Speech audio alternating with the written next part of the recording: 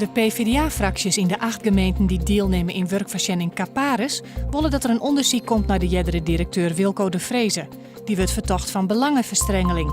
Hij zou via zijn eigen detacheringsbedrijf meewerkers bij Caparis pleegd hebben.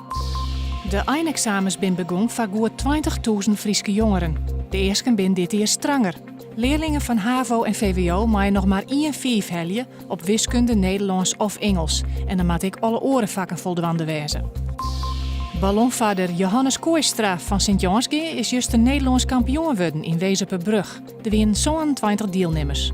Trots zijn titel kan Kooistra nou meedoen aan het wereldkampioenschap in Brazilië. Sportclub Heerenveen kan hem nog via play-offs plaatsen voor Europees voetbal. Alhoewel juist de verlenwaard van Roda JC in een strieminne wedstrijd. Trainer Marco van Basten wie not amused. Het slap, ongeïnteresseerd. Als je zo betaald voetbal wil spelen, dan moet je wat anders gaan oefenen. Vannacht zo'n graden, grote kans op Rijn en een stevige zuidwestenwind.